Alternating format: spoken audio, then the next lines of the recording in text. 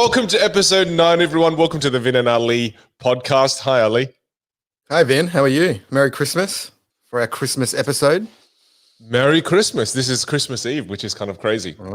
Before we jump into this book, episode 9. This book we're doing it's called Catch of the Decade. And before we jump into it, last time, what I find hilarious, which I just want to log into this podcast so I'd never forget it. Ali and I logged on to do a podcast 2 days ago. We haven't had a chat in about 2 weeks. We ended up talking for 2 to 3 hours instead of doing the podcast. So this is the second attempt of doing the podcast. Well, I know. This book's getting some decent time. Congratulations to the guys who wrote it. And Catch of the Decade. I'm excited to jump into this one. It's going to be fun. As we always do when we're talking about books, we tend to give it a bit of a metaphor. I tend to go for food. This one was an interesting one for me. This one was like eating a dish that I've never eaten before, but all the flavors were extremely familiar. So it was super strange. I remember being in Malaysia in Penang once, and I was eating this soupy dish, and it was a brand new dish, never had it before, but the flavors tasted so familiar. And what I mean by that metaphorically is, like I was saying to Ali, I felt like while reading this book, Ali and I, or for me, I felt like I was reading my own story minus the $1 billion exit. That's how it felt for me. Just because everything these guys did in this story, this book was such a powerful. It captured their story so brilliantly, and yeah, we're just minus $1 billion. Yeah, I did love your message when we started reading it. You're like, hey man, we kind of like these guys, just minus the $1 billion. Yeah, that's right. Hey, maybe our $1 billion is just 10 years away because, like we said, these guys they're a bit older than us, so we've got a bit of time. Yeah, I don't know. Billion sounds like a lot. It's too many tokens. Tell me, what did this book mean to you? What's your metaphor before we go into this book of what this book meant to you? I think it was really interesting. I loved your comment about it feeling really familiar. The thing that really stood out, you know, we've both read hundreds of business books. The bit that I love the most about this book is these guys are local. Like when I was reading this story, like they were doing this down the road, like 5-10 minutes away. And I love their story about it's an awesome rags to riches, local, homegrown entrepreneurial story. And I think we've got some amazing Australian entrepreneurs, but very few of them, I think, have written books like this. So I think when I was reading it, it really resonated. And especially just being in the Melbourne entrepreneurial scene, like you see some of the names that are mentioned in the book and you've met these people, like it's phenomenal. And then to see just like how they went about it and how candid they are in speaking about the experience, like there was a real element of genuineness and authenticity to the way that it was written. So I think that resonated. It was probably the first business book I've read in a while where I was like taking notes and really into it just from that level. So I reckon I was about halfway through the book. I read this book in 2 sittings, which is generally rare for me. Generally, for me to finish a book, it takes 4 to 5 sittings, right? But I finished this in 2, and each sitting was about 2.5 hours. And I haven't read a book in a very long time where I actually stopped to take notes and to set goals for 2021. Yeah, that's huge. There's something about it's hard to say that a book is inspiring. I mean, music can be inspiring for me because auditory gets me going. A movie sometimes can be really inspiring, but words sometimes it has more difficulty with me in particular to be inspiring. Dude, I wrote goals down when I was reading this. It was awesome. It was brilliant. I love it. All right, well, jump in. What was the first thing that stood out? Well, the way they wrote this book, I really liked it because they told their story, and then at the end of each kind of section, there's like a massive list of the lessons that they want to reiterate to make sure that you didn't, let fall through the cracks. So if I go to that section, the first one that I really connected with that they spoke about was don't let your passions for a product cloud your commercial judgment. Give the customers what they want, not what you want. Yeah, that's awesome. I think that is the classic problem with an entrepreneur, is that we are so madly in love with something that we want our customers to want what we want them to want. Yep. And that is the primary reason why some of the journeys or some of the ventures that I went on, they failed, is because I so badly wanted the customers to want what I want in the way that I wanted it. I didn't understand the importance of customer feedback at all. I just, classic entrepreneur first mistake was I went, oh, well, they're stupid for not wanting this. I've created an amazing product. Yes. and because I am a bit of a kind of, I love to tinker on things and, you know, really build things. That really stood out to me because that's where I go wrong often. I get so busy building and making it perfect, and I do that in a vacuum without any external feedback, that once I finish, not only am I attached to it because of the sunk cost kind of concept, but I love it now because I've built this thing from scratch. So it's so dangerous. And I think it's such a powerful lesson, especially for those who are, you know, budding entrepreneurs just jumping into the game early. Yep. Yeah. I loved one of their lines at the beginning. It's like, we sell people shit they don't need at prices they can't resist. like if you're talking about a business plan and a vision statement, that's brilliant. That's going to be one of the best ones. Any business plan that has the word shit in there I'm in. Great tagline. Well, but that's almost kind of what you're doing as well, Ali, with Future Golf, right? I mean, not that, but you're helping. It just felt very similar to the concept that they were going for, is solving a problem that these businesses had by helping them repackage something they already have. Yeah, I think they were very much an unused inventory kind of model where they were, delivering a established service product that existed already, but doing it with a different spin. And I agree, like on that side, we're really similar in the fact that we do that with golf clubs. Is how do you build, like there's two sides to it, right? Like in one way, they were kind of a marketing platform to get those products out there, but also then for a new audience to then use those products packaged with value. So that I think resonates very strongly in when reading their story around, how do you think about it differently? Like there's lines in the book where I think, which really stood out to me, where they were talking about, well, when they were trying to build Catch of the Day, one of the things they kept getting from all of the suppliers is, we don't sell to online. We only sell to bricks and mortars. But in their heads, they're like, well, this doesn't make any sense. Like, why don't you guys sell online? Like that seems like something very odd, given that we've got thousands of people that we could sell your product to just because of tradition or how it's always been done. And I love that concept of how they really challenged something that was established and then turn that around. And that's what felt really similar to what we've done with golf. It's like, well, traditionally golf's always been played this one way. Well, why is that? Why can't we change it up a little bit? And then in time you get traction and everyone's like, oh yeah, this makes sense now. I mean, worse than that. I mean, the way they wrote it, it's almost as if those retailers look down on them. You know, like you're just this kind of silly online thing that's not going to work out. And then I think, you're on the right. internet, like this internet thing will never last. It's,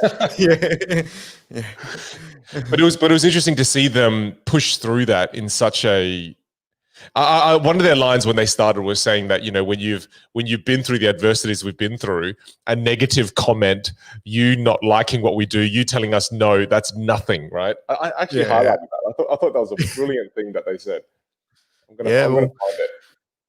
You hear that in a lot of entrepreneurial stories, though. It's nearly when you use something and you feel like something's good, but a few people tell you that this is never going to work or no one's ever going to like it. It nearly becomes a driver, I think, in a lot of great entrepreneurial stories. And they definitely had it. One of the things that really stood out when I was reading it from your perspective was when they were selling at the market. And I know I was just imagining you piping up when you saw that. So you've done it. Tell us a little bit about your story. That's the bit when I messaged you, was when they were selling things at the markets, at the Sunday markets, because we have a place in South Australia like that as well. We call it the Jeps Cross Markets. So it opens on Sundays and you have to get there at like 3 a.m. to line up in the car park. And I had stock from China. So when I was 19, I flew to Guangzhou with one of my cousins with $40,000 of my dad's life savings. And I went to this it's the Canton Fair, where all the electronic suppliers from around China come to one place. and you get to walk through this place where it's like 50 football fields, and it's non-stop electronics. And then I bought a container of electronics back to Australia. And to me, I had a shop front, which I hired at the time, which then got closed down because all of the electronic products I was selling didn't have CE approval. And then when they shut down that store, I didn't know where else to go. So then the next place I went to was the Sunday markets. Yeah. So I remember borrowing my uncle's van. My family have a grocery store. So we used that van, lined up in the Jeps Cross Sunday markets, thinking no one's going to buy any of this. No one has any money at these places. We're not going to be able to sell anything. And we lined up, we got a spot. First day on the Sunday market, we made $11,000 cash. It was insane because we didn't realize all these ethnic families that go to these places, they had wads of 50s rolled up in their pockets. And we were selling, mobile phones that could receive TV reception really poorly. And then we had like these little heart-shaped photo things where you can load 10 photos on there as a key ring. So we sold so many different things. And it was crazy how much money you could make there. We came back for 6 months nonstop. We made more money there than we made in a proper shop front. Yeah, because we were selling something there that nobody else was selling. Most people were selling secondhand goods or really crappy stuff, whereas we brought in really cool electronics. And I mean, they didn't last very long. A few weeks later, people came back for refunds, and we were like, "This is the flea market. There's no such thing as a refund here. There's no receipts here. Yeah, there's no receipts here." You buy your own risk.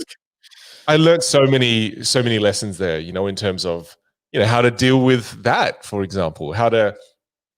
So it really resonated when they talked about that. That's also where I built a lot of thick skin. That's where I learned a lot of my entrepreneurial skills. Yeah. Yeah. It's awesome. Like that, and I think for a lot of migrants and, first generation people and entrepreneurs, I think this story will really resonate with them, where it is that concept of, all right, well, hard work, let's try something a little bit different. Like I love in their stories. Like, I think one of the brothers would go and get there really early, like that hustle and that work ethic of getting the best spot and then spruiking whatever the product was. I did that because Gabby, was it Gabby? Yeah, Gabby's the talkative one. Yeah. Gabby was the one that was, jumping up and just getting people to come to their stalls, right? Dude, I did the same thing. I did very similar thing. I was a spruiker, and man, it's crazy. Yeah, I love it. That's what's one of the things you took away that you really liked? I mean, I like I said, the book they wrote it in such a great way in terms of all the lessons are at the end of a section, all the lessons at the end of a section. So I just went through the sections again, kind of highlighting the ones that stood out to me the most, and it's fun one to talk about. Yeah, I think, and that's just a really interesting thing about this book is that there's so many practical takeaways with those lessons. So if anyone is listening out there that wants to start something or looking at getting a venture out there, I think this is a pretty decent handbook and guidebook of how to go about it and to nearly replicate their journey at different stages. But the one that I liked, I love the concept of mazal. I'd never heard that before. And they've got like a little diagram within the book that maps it out. But the whole concept is it's a combination of location, learning, and timing. And I think on a broader scale, they're talking about how do you make your own luck through action and effort. And I think that bit really stood out there. So just as a mental model nearly around those combinations. And it just really resonated because I think for everyone who experienced, say, luck or opportunity, those three conditions are usually met, whether it is location, learning, or timing. And just being aware of that and them sort of putting it in that framework was something that I think's quite a cool practical tip. Do you have an example where Mazal happened? Where you were able, can you share an example where those three elements were hit? Yeah, well. And then it felt lucky? Yeah, well, I think meeting Chantal, my wife, I think that's meeting our loved ones is always, I think, an element of Mazal, right? Like I was, at that time we were at university, we're working doing market research in a call center in this job that just was there to pay the bills. And again, so like all the conditions off, I was trying to, I guess, learn and get some money and at uni and trying to develop a new skill. So that's the learning part. Location, being in that workplace, being in that environment at the time, getting sat next to each other during a shift, and then timing, right? Like that's where I think the luck really plays its places in timing. But we all have that. But I think with nearly everything to do with luck, like say even if you win the lotto, you still have to go buy the ticket, right? Like you can't win it without buying the ticket. So that being aware of, all right, which actions am I taking and what could these actions then turn into is something really interesting. And sometimes I think it's easy to get really logical. It's like, all right, well, I need to plan every single move. I need to do this, this, and this, which is great because that provides a foundation. But then the other side of that is I think the really cool, special things that happen in life, they feel like they happen in this nearly Mazal framework where it's like, all right, well, I did 90% of the things that were part of my plan, but it was really that unexpected conversation or bumping into that person or getting sat next to them on a flight. Like everyone's got that story of the unexplainable one that they didn't really see coming, but had a really big impact. Well, you described the location and you described the timing, right, of how you met Chantel. How about the learning component? How does that come into play with that situation? Yeah, thanks for calling me out on that one. That was nice and weak. Yeah. No, it's not weak. I think that's super awesome that you use that as an example, right? It's just, well, like you said, Mazal it was location, it was learning, and then what was the third one again? Location, learning, and timing. Timing, that's right. Location, learning, and timing equals kind of that Mazal, which is in a sense like luck, right? So how does learning? I think the learning there would have maybe factored in like in that example, being younger and actually taking the plunge off, trying to balance uni with the job and learning that new skill. But then also I think learning about relationships, like being in that environment. That was probably the first time being in a big team environment, lots of young people working together. Maybe that's kind of the learning in that situation. But I think a lot of the learning actually happened post the Mazal in that experience is once you end up in the relationship and you get married. But well, I want to dissect this concept of Mazal more so that I want to gain a deeper understanding of it. Because I didn't highlight that. And I'm just trying to remember back. Were they saying that Mazal is something that happens when learning is sufficient, your timing is done well, and you're in the right place? Yes. Yep. Okay. So, and then they used a few different examples like that were business related. Okay. Right. So I'm trying to find one here where, like, say for example, like maybe on an entrepreneurial standpoint, Mazal would be, okay, I've read a book and it talks about a marketing strategy. So I've learned something. And then we're going to put it out there, see what happens. That would be the location, putting it out on the website or taking it to the market. And then the timing would be the world's biggest production supplier walks past, sees you out there testing your new marketing strategy at the market and says, hey, Vinh, wow, what an amazing product that you've imported from China. I want to buy 1 million of them. You know, now that's probably a better example of Mazal in action, but it's maybe the concept of getting some new information, taking action on it, putting it somewhere, and then there's seeing what happens. There's also that undercurrent of application there that applies too. For sure. Yeah, because that's the thing. That's why learning and location is so important, right? Because you can just learn and then not do anything with it. Which reminds me, you know, because my background is magic and I used to spend a lot of time with magicians. That's something that I see in my own, well, you know, I haven't been involved in the magic world for a very long time, but when I used to gather with a group of magicians, what I'd notice is most of them would just learn for the sake of learning, and there was no real application of it. It's why a lot of them didn't have thriving magic careers, not because they weren't capable, but just because they loved learning more than the application side. Yeah. And I think, you know, especially if what you want is to have a thriving magic career, or you want to have a career in whatever area you're an expert in, there's also that application side that you have to really focus on.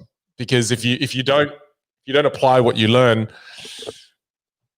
yeah, you're just acquiring knowledge, right? Again, it just reminds me of what Bruce Lee said. One of Bruce Lee's things that he really is an advocate for is don't just learn for the sake of learning. Don't just be the acquirer of knowledge. You've got to apply what you learn. Yep. So I love that. I love the learning location. I love that, and also timing. I'm just trying to think of an example for me as well. It's see, for me, I can think of an example that hits those three things immediately, and that's how I started my speaking career. So I took a lot of time learning how to become a better presenter and a better performer. And then I spoke at a location, it happened because it was just serendipity. Someone goes, "Oh, hey, I want you to speak at this event." And then the person who asked me to speak arranged for a speaking agent to be in the audience when I spoke. So then it was just this beautiful kind of, and I felt so lucky that day, but I didn't know the other forces were at play. I didn't think about it as, if I didn't learn all the things I learned, I wouldn't have gotten to that location. And if I didn't meet that mentor of mine, then I wouldn't have got that opportunity. And if he didn't invite somebody else, I wouldn't have been there. So it's interesting to see that at play now when you reflect. Yeah, well, this is just as you were saying that. Can you create mazal, or can it only be viewed in hindsight? Well, I feel like now this is going to sound a bit woo-woo, right? in the Vietnamese culture, there's a word we use. We said "go Ewing," right? Go Ewing. It's very difficult to say. Can you just try saying it just for fun? Go Ewing. Go Ewing. Whoa, that was pretty good. Okay, so Go Ewing means that all the components of the universe have come together to create the fate of what just happened. So you met your wife. They say that there was enough Ewing there for you and your wife to have met. So when something doesn't happen in the Vietnamese culture, we say, "Oh, that's because there wasn't enough Ewing," right? Yeah. Those people come Go Ewing, right? Means where they don't have enough of that force. So to me, I feel like the three elements that the boys in this book wrote about when you talk about location, timing, and learning, those are the things you can control to hopefully allow that force to occur. Does that make sense? So you can't control the Ewing, you can't control that, but you can control the other elements, the learning, the location, and the timing to some extent. Yeah. Well, and then location and learning you can control fully, right? Like, not fully, but you can get a lot more control about location and probably learning. I think timing's a very interesting one because everyone always asks about timing. And I think to me, timing is about intuition. And then you link intuition just based on maybe collective knowledge again that you can then act on at a certain point in time, which is really interesting, the concept of timing. But see, timing to me... Well, yeah, sorry. Go for it.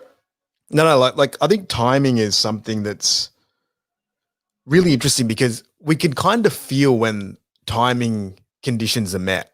Like when we make the right decision, say whether it's with work or a business or a relationship, whatever it is, like there's a gut feel that's like, oh, well, this feels pretty good, or this feels a little bit uncertain, or this feels a bit off. But it's very hard to describe how we then decide to act on timing as a concept. Well, to me, timing is I view it as something different. Whereas it sounds like you're saying timing is you're being very strategic when you attempt something, right? For me, timing is attempt many times, and one of those times will be the right timing. The right timing. Yeah. Like Does that? Yeah. And I know not every business can do that because you don't have unlimited resources. You can't just always try. But to me, timing is something where if you're only trying once, then you won't benefit from timing.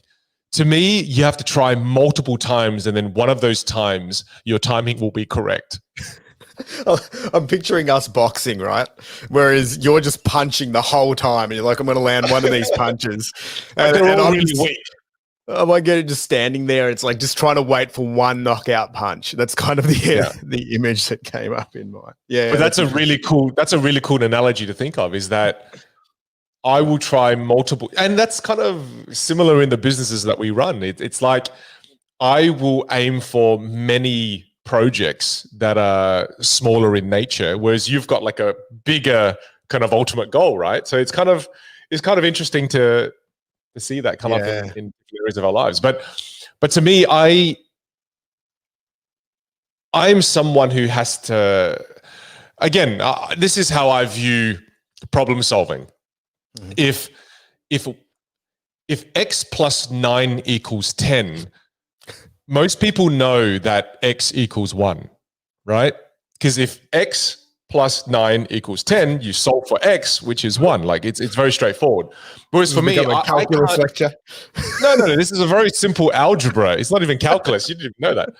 But to me, that's a very simple algebra equation. However, to me, I could never see that x equaled 1. And what I would have to do is plug in every single number and then see it like that. So if x plus 9 equals 10, I have to go, I'll put 2 there. And I go, wait, no, that equals 11. That doesn't work. I'll put 3 there. Wait, that equals 12. That doesn't make sense. I'd have to plug in every single number I can there and then finally hit, it's 1. Yeah. That's what it is. So to me, that's how I approach life. That's how I approach entrepreneurship. I solve for the variable that is unknown by just plugging sometimes random things in there. Sometimes it's not even an educated guess. So like earlier this year, it's like, okay, well, you're not happy. Well, let's read some books on how to be happier and how to have more joy in your life. Let's take that, plug it in, let's try it to see if it works. That didn't work. Take it out, try another one. To me, the game of entrepreneurship or the game of life is really just the game of solve for X. And I think sometimes people get so caught up in getting the right answer that they don't try a bunch of different numbers. They don't try a bunch of different solutions quickly. And that's something that these guys write about. It's don't get hung up on the failures or the errors. Just iterate, try new things, and keep moving. And I feel like the way that these guys were able to grow so fast in their business was that they were iteration kings, man. They just take this, try this, doesn't work, out the door. Take this, try this, doesn't work, out the door. Take this, try this. And it's just this constant, let's not take things personally. Let's not dwell on these. This is just the nature of the world that we live in. And I love that approach is, they spent rarely any time feeling sorry for themselves and go, damn, we failed that online campaign. Let's kind of sit and dwell about it. It's no, on to the next one. Yeah. And that's what I thought of. I thought of that algebra equation. Just plug in another number. That doesn't work. Plug in another number. Doesn't work. Do the same thing again. There's so much gold in what you were just saying. Like, I love that concept of solve for X. Like, that's such a new, I think you've just created something new there. Like, and it's something that I've seen you do over and over again, where you are you treat life like a scientist, where you will test multiple experiments until you find what fits right. So, and that's a really cool practical lesson, and even as we head into the next year, like, I think that's a nice note-taking one, where it's think about all the things that you might want to experiment with and try multiple times and do that. Like, don't just walk away because you've tried once and it's failed, or which can be a natural reaction because we don't, a lot of us are uncomfortable with failure. So that was a really cool concept. I loved you also then bringing it back to how many times they iterated. Like that just resonated. Like, if I look at like our entrepreneurial story was so similar. And I was just thinking then, I don't think we've ever had a negative conversation in 6 years because we tried something and it didn't work or a mistake was made, because it's so really detached. It's more about trying, like you have to try it to unlock the good thing. And if I look at the thousands of actions that have taken, it's the only way you get progress. And there's some amazing books on this. Like, one of the first entrepreneurial books that I read was called The Lean Startup, which really got me thinking like that, where it's around iteration. And it's not like what you were talking about, where we have that tendency of, all right, well, I'll just go build the perfect product. And because I'm a genius. Everyone's going to like it. The Lean Startup was, it's an amazing book around, all right, well, no, you just keep testing and then you see how your users are looking at it, how your customers are looking at it. Does it work? Does it need further iteration? And in its simplest terms, I think that's really the game of entrepreneurship. It's this constant iteration, testing, trying, evaluation, and then going again. And these guys did it at a pretty elite level. They did it quickly. Yeah. They didn't have ego attachment to it. They let the bad ones go. They went again. And it was so cool that they were brothers and they were able to build this together and exit the business at the end of the day, still loving and caring about each other. That's so rare, you know, because building businesses like this far out, like the ego that is involved. Yeah. It's just amazing to see them navigate it. Yeah, for sure. And I think when you're family. Yeah, that's true. Well, they said it made it easier because of the underlying unconditional love they had for each other, which was really cool. I thought that was really cool. And how money was never a thing between them. And I think that is brilliant. That's usually it's money that gets in between people. Usually it's kind of that, I want more or I want more, that causes the problem. Yeah. But again, to stay on that Mazal topic, something that I wrote down, this is, I guess, wisdom point number 31. They wrote, to build a business, you need to be out and about, socialize, attend events, travel. Circulating increases your chances of being in the right place at the right time. This is so true. I see my friends who run much bigger businesses than I see them do this all the time. And then when big deals happen, it's so interesting because I used to see it as, man, this person's so lucky. That person's so lucky. They just signed a $4 or $5 million deal. Yeah. And now, I guess with a bit more age, I feel like I can see the matrix. You know how in the Matrix, Neo gets to a point where he can see the code? I feel like I can see some of it now, and it's not luck. It's because they build relationships. It's because they do these, you know, they go to those events, they fly to this place, and they don't go there with the intention of, I'm trying to close this deal. They go there just to build the relationship and to ensure that they're popping up. Yep. You know, they're there at the right time. They're there at the location. Oh, that didn't work. That's okay. But that contributes to the next time. I don't know how to explain it, but it's like, it's almost like everything you do matters because everything you do is leading up towards something. Yep. Yeah. I'm trying to find an analogy for it, but it's like everything you do ultimately matters. Yeah. Especially if it's aligned. Like I think one of the things that you hear in so many books, it's exactly what you said, is location does play a pretty big impact.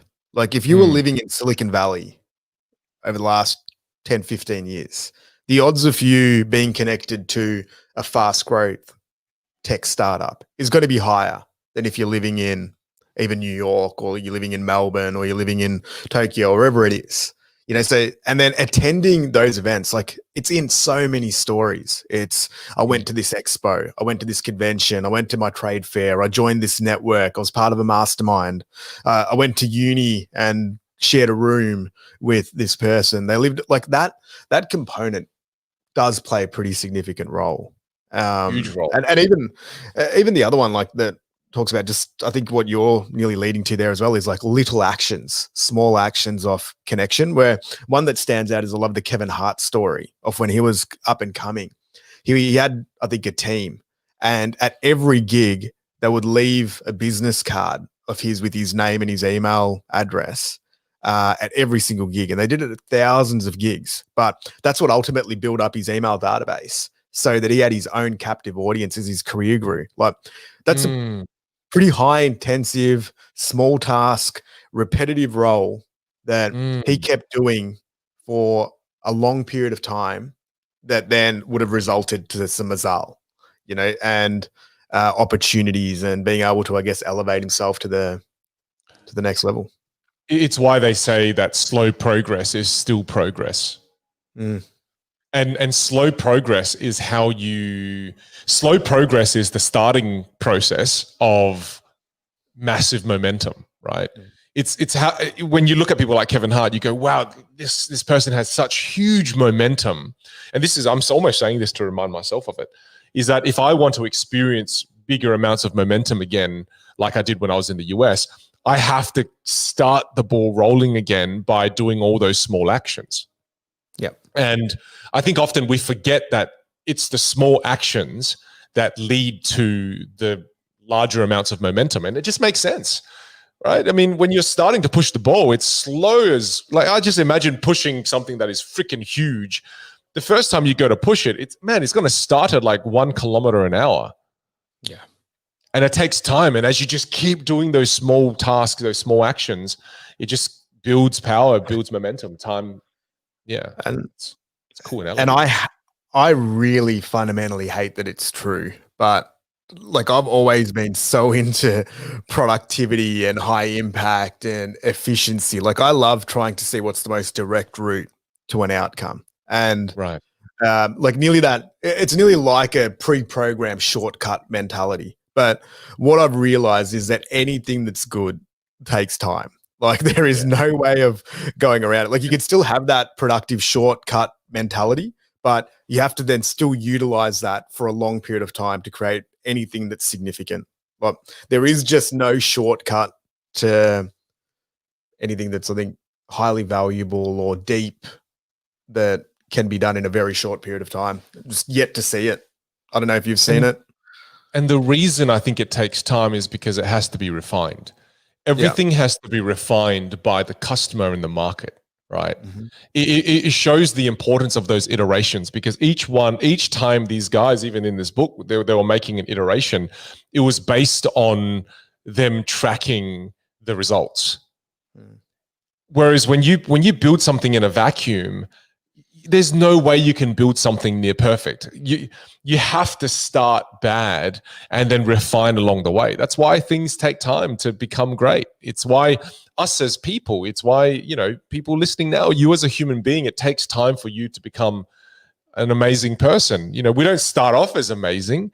I think we start off as kind of terrible, and then over time we get better and better and better if we work at it.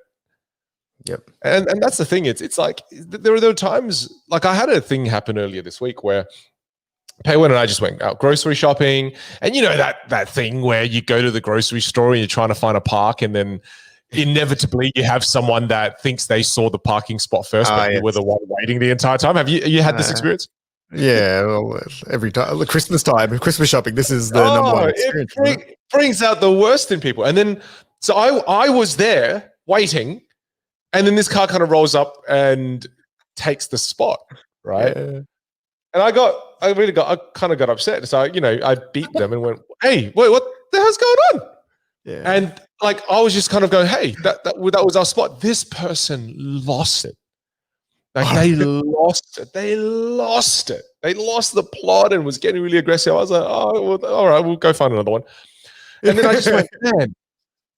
And then, you try to have empathy. You go, oh, maybe that person really needs to buy a Christmas present or whatever. Yeah. But it just made I couldn't shake the feeling. I go, why are some people such monsters? Why are some people so horrible? And to me, the reason I'm even saying this is what clicked is that if you don't iterate as a human being, I'm not saying that person was ultimately a horrible person, but I'm just saying that, look, let's face it, there are people out there in the world that are just absolute monsters. And there are those people out there who are just absolute beautiful angels. Mm. And I think I live somewhere in between. And the reason I think we're all kind of, in a way, we start off, if we're not shaped, if we don't iterate as a human being, we'll become a monster. Mm. You become just taking it away from entrepreneurship for a second. I think the monsters that live out there, it's because they don't iterate. It's because they don't solve for X, and then you end up being a freaking monster.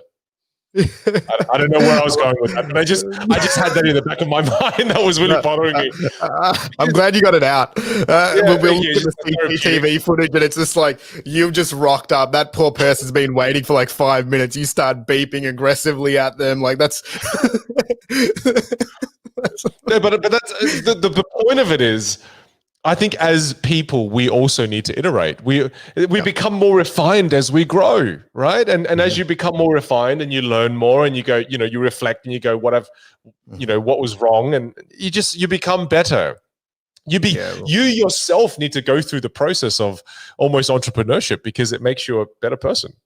Well, look, I love trying different things. We speak about it all the time around being curious and all that. And I think one of the really interesting things with, say, entrepreneurship, for example, is it's a lot of the time the focus is on what's been created.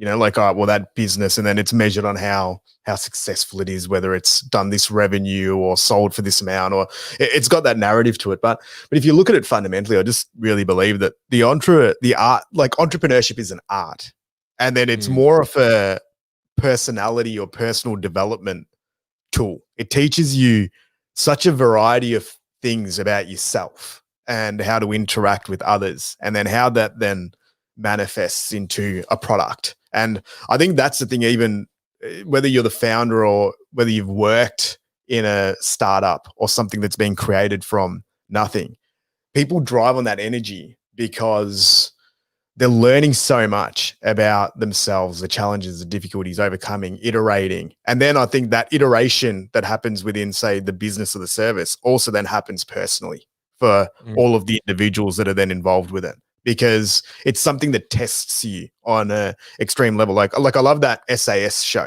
where they go through the boot camp, and that's more of like a physical and mental type of test. But I think people really love those types of experiences because they're like, oh, I'm absolutely spent by the end of it, but I learned so much about myself. But it happened through this course, having to go through SAS training or whatever it was. Kind of feels like entrepreneurship has an element of that. Or if you go to university and you complete a degree, it's like, I had to go through that thing, but I got the degree, but really I learned about how to manage that, how to get through uni, how to live life off 2-minute noodles. Like I love things in life that have that component to it.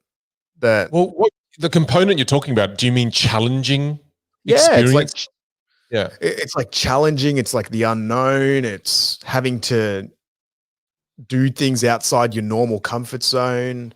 It's having those moments of like failure and hardship, and then having those moments of like joy and, like that feeling of, wow, we really accomplished something. Like, I think that's the real rich part of that journey, which sometimes it gets lost when we work in teams or we work on projects or we work in businesses where so much of the focus is just around what it is and the outcome.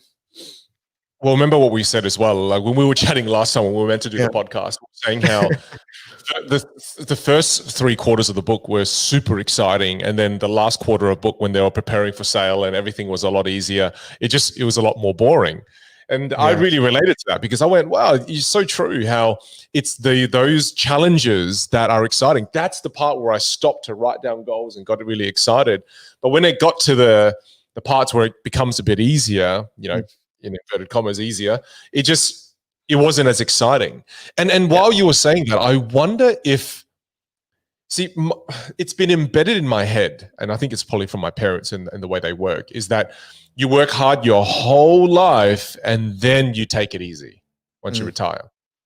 Whereas, again, this is back to one of our earlier podcasts of lifestyle design from Tim Ferriss, where it's really about, it made sense to me. Maybe it's about resting and then finding challenging experiences, and then resting and then finding challenging experiences, meaning work and then retire within a year, then work again and then retire within the year. I feel like that resonated when you said it before in a way that it hasn't resonated before. Whereas, because I always think that it's about this or the other. It's either I just, it's like, this is a question I have for you. Do you just constantly live at a 7, or do you pursue a 9 or a 9.5, and then you be okay with like a 3 or a 4, and then you pursue a 9 or a 9.5 later in the year, and then you're okay with a 3 or a 4? Yeah.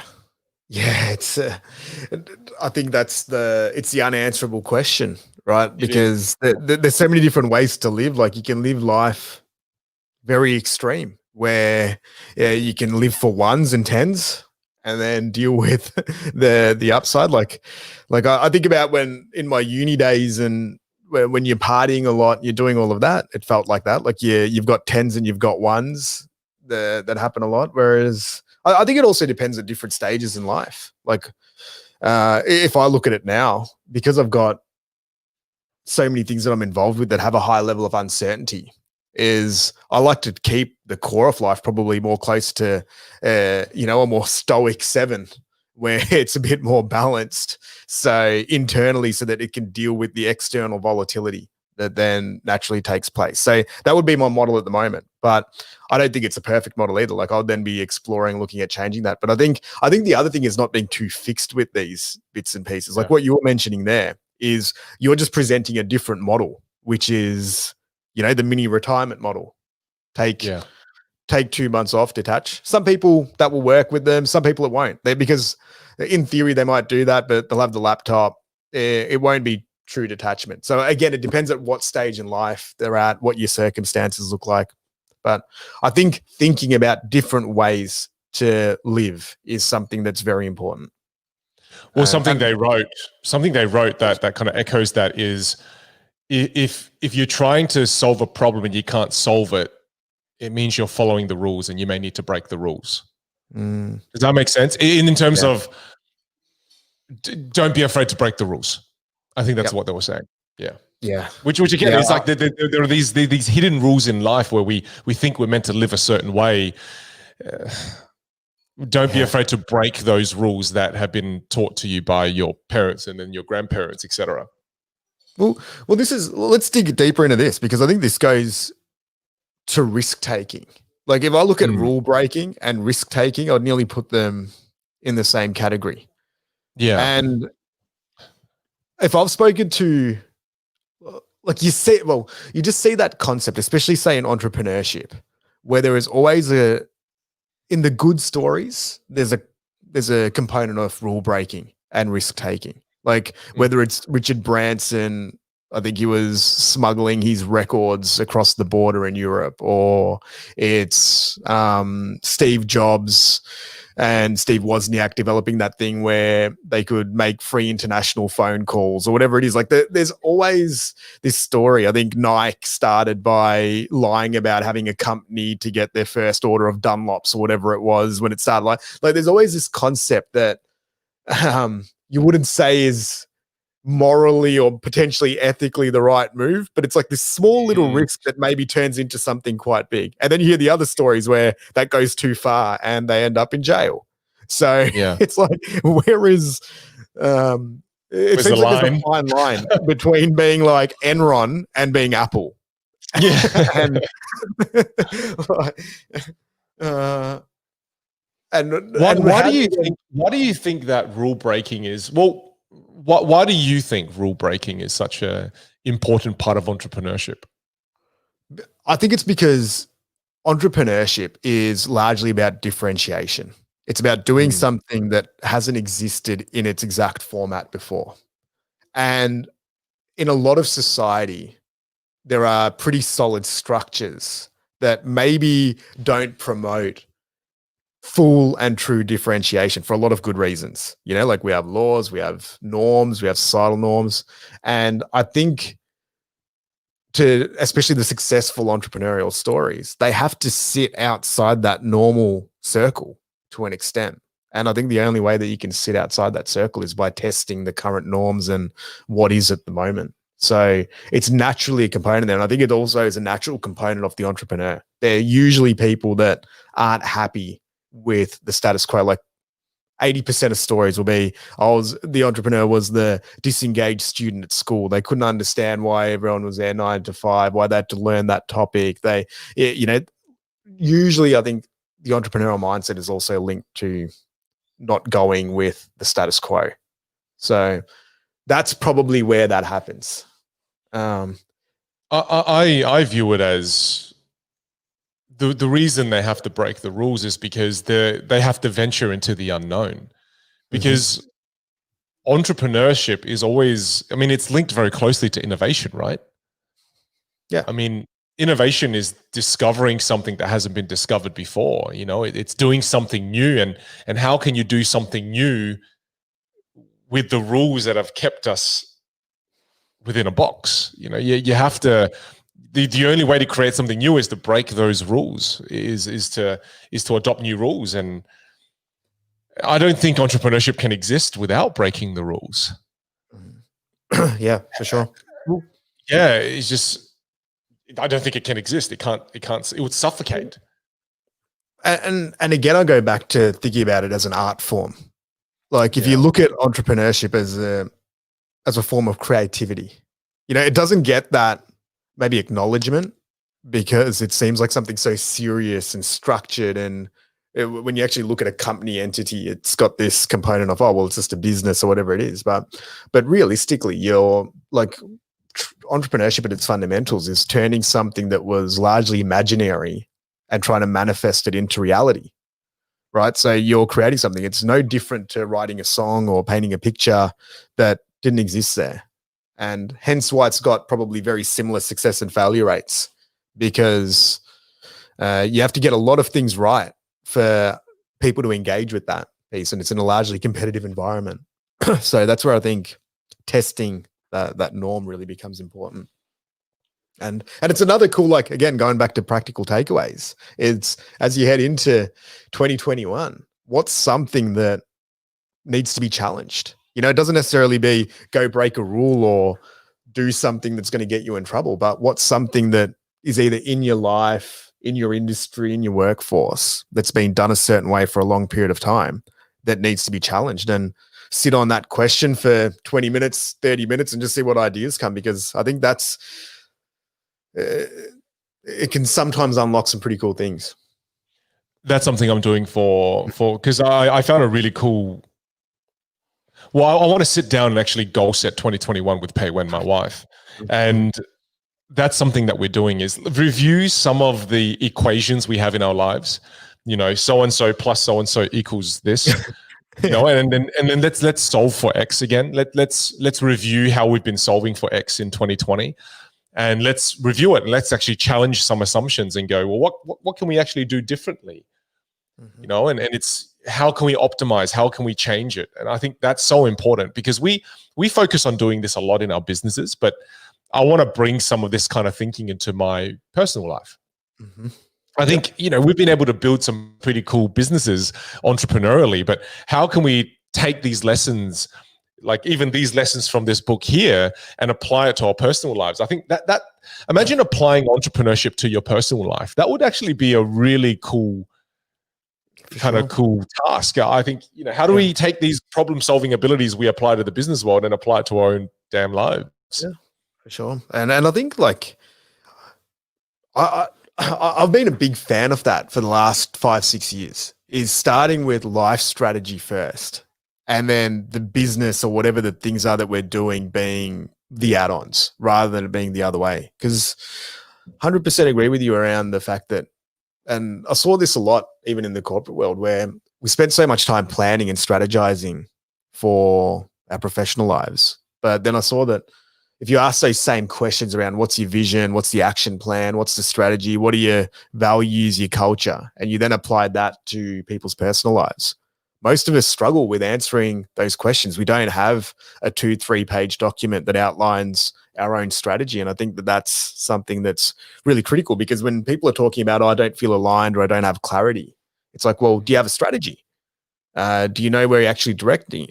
Like what direction you're going in? Are you thinking about what that path looks like? And I was having this thought when you were speaking earlier as well, where so many people that you speak to feel like, oh, I've just lived a life that isn't aligned with who I am, and I'm so far off track of where I should be, and I've made all these decisions and life's happened. And it's interesting when I think you really dig down to it, most of us are actually relatively close. Like it's very rare circumstances where I've spoken to somebody and it's like, oh, well, I think you need to change everything because you've got so much off this wrong. Whereas when you actually sit down and dig deep, I think most of us intuitively or through circumstance, somewhere between 60 or 80% is pretty good. And when you analyze it critically, it generally looks like it's like somewhere between 3 and 7 key moves that could be made that could either optimize that or could just change something. And it's usually based around some sort of blockage or conflict, a relationship, whether it's a working relationship, a career choice, a life choice, a habit that needs to be changed. Like, you see common themes that we all have, but it feels so much bigger when you're then going in there. And then I think a result of that is often anxiety and potentially, mental health implications around, well, I just feel so off. Like I should be here, but I'm not there. Whereas I think a lot of people are actually pretty close. It just needs some refinement and critical analysis and a little bit of, action planning to find that clarity. What's really interesting is when you're a little bit off, but it feels like you're a massive part, like you're really off. When you're only, I just thought of an archery target. You feel like you are not even hitting the target, but in actual fact, you're only about 20% away from bullseye. But isn't it? But isn't it interesting how being 20% away from bullseye always feels like it's way off? Yeah. Why is that? Why does that? Because I really relate to what you're saying.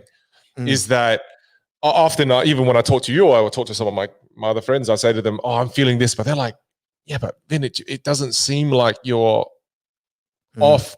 But to me, it just goes, "Oh, I feel like everything's terrible." Why is that? Why does that happen? Is it because the closer you get to the target, the more things are amplified? I mean, well, I think things that aren't working are always over magnified versus things that are working. Yeah. So if you look at the concept of like gratitude and appreciation, is like it's very hard when we've got 90% of things that are working normally to really take stock and always be aware of what's good. But it's very easy for us to be aware to things that aren't working. And I think it's just based on our reptilian brain, where fear kicks in and the uncertainty. Like, we are, as a species, just a lot more attuned to bad shit than we are to the good stuff.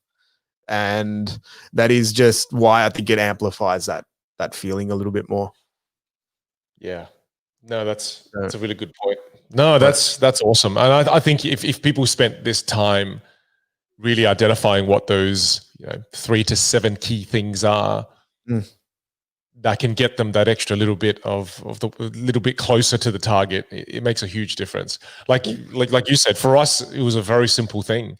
When Peiwen and I made the decision to sit down at the beginning of each month to then map out what the next month looks like for us as a couple, as a family, as individual looks like, that was a game changer for us. It's simple, but man, far out. Don't discount the small things you can do that have such a big difference. Make such a big difference. No, I think it's a really, and especially this time of the year. Again, we harp on it, but like one cool practical way of doing that. I love this exercise, and I love doing it at the end of the year, like between December 26th and the start of January, where you just take stock and you look through the camera roll, through a journal if you journal, and all the things, and just look at all the good things that happened. And finding all those, like the things that you took a photo of, or that you wrote about, or were really positive memories, or projects that you started, things that you learned, books that you read, and you get this really nice vivid list. It might be somewhere between 10 and 100 things. And then you can put that against some of the bad stuff that happens. And I think what it does, it just reduces the magnification when you see it on paper, when you can be like, it's very easy, especially in a pandemic year, to be like, only bad things happened. But if you go through the exercise of actually doing the good too, it might just change the feelings, and it's a nice place to plan from. Something really pragmatic you can do is, Peiwen and I want to do this. We do a month-by-month review of the good things that have happened. And one of the things we do when we do that is we look through the camera roll of the month-by-month. Yeah, because that helps rejog your memory, right, of what's good month by month. And it's such a therapeutic thing to do with your partner, especially as well, is to go through, hey, let's do the highlights reel of this year, and then we weren't thinking about contrasting it with the negative, but I think that's actually a really cool idea too. Yeah. And how cool is that when you look through the camera roll and you look through the good stuff, is it triggers, we should book in another one of these, or we should spend more time with that person, or I'd love to read another book, or whatever it is. It's a really cool action planning tool as well. Well, what you're talking about, this is something you do in your business. You track everything. And since you've kind of come into my life, you've helped me track nearly everything in my life as well. And this is just applying the principles of entrepreneurship. And it almost seems like entrepreneurship is a way of life. You know how people who do martial arts say that martial arts is a way of life? I feel like entrepreneurship in itself is a way of life as well. Yeah, I think it is. I think, well, if you look at it fundamentally, it's always looking about how to improve things and how to make things better. Like, go back to the core fundamentals of the art form. That's what I believe it's about. So why not? Why would you do it in one area and then not do it somewhere else? I think it's like learning the most amazing thing you could ever learn about, but then you only use it for 4 hours a day. It's like, doesn't make too much sense. So I think that's an interesting one. Anyway, we went on our little rabbit hole. I like that. Well, if we go back to the book for a moment, one thing that I was very impressed by with these guys is that how they were able to build multiple businesses. I mean, the number of businesses that they were building in a go was pretty crazy. They had the catch of the day, then they had the business about travel, then they also had the business for mums. It was just crazy to see how spread out they were. Mm-hmm. Yeah. I mean, I know I can't do that many things, but I think the reason I can't do it is because I don't understand how to run teams. I don't understand how to run different groups, different departments. To me, I'm a very solo entrepreneur. I've got maybe a team. The biggest I've ever had it was a team of 2 or 3. That's it. Yep. You know, so it was just fascinating to see that side of business for me, and how they had to learn how to manage people, and then how culture became something that was very important. That's so foreign to me. Like, to me, that just seems so scary and so difficult. Yeah, and what they did was not the common story. Very few people have 4 or 5 successes to the level that these guys had it. So I think that it's a unique comparable, where even saying Australian entrepreneurship, can't think of too many others that would have done it multiple times. Like, and I love this line that they had, which was idea by midnight, execute by midday. Like that's how they started Scoopon, which we know Scoopon became massive. It sold for what, a few $100 million. Like that was an idea that happened pretty much overnight. But I think the core thing that they were very good at is they had these principles of execution. You know, and they used the learnings from the previous thing that they had developed and then incorporated that into the next one. So if you look at, say, it starts with Catch of the Day as the core rock, then they launched, I think it was what became Menulog. They launched Scoopon. It wasn't Menulog. It was, their version was Eat, right? Eat Now, I think it was. So it started that, then it eventually Combined. got bought out. Yeah. But they were piggybacking, they were building layers off the back of Catch. So they already had the audience, they had the credibility, they had the tech know-how, and very much like a Google type of approach, where I think it was Hezi would go off and nearly go into like the dark office and then come out with this new idea in a week or so that would then be launched and ready to go. I think it's cool. It's again, just they just stayed to the fundamentals of low cost, quick, fast, nearly low risk entrepreneurship, and then just put it out there and tried to see what would happen from it. And the common thread there for me again is that they're solving for X and they can do it within an evening. Yeah. You know, an idea for what X could be by midnight, and then solved, you know, plug it into the formula the very next day and try. Mm-hmm. I just feel like it seems like, you know, we can talk about all these different strategies that people document and all these different things, but at the end of the day, it just feels like entrepreneurship is a game of trial and error. That's what it is. Yeah. It's just trying, doesn't work. No, let's try again. Trying a new idea, doesn't work. No, try again. It just feels like that is the core of all of it. Yeah. Is that you can't move away from that. And you can get a bit more clever with it, but people who can trial and error faster tends to be the one that finds the winning solution ultimately. And this is a game where most people give up after a certain number of tries because it's bloody hard. Yeah.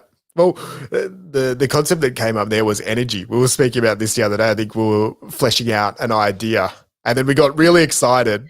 And then that part of the brain where we're like, "Hey, this is going to be a lot of effort.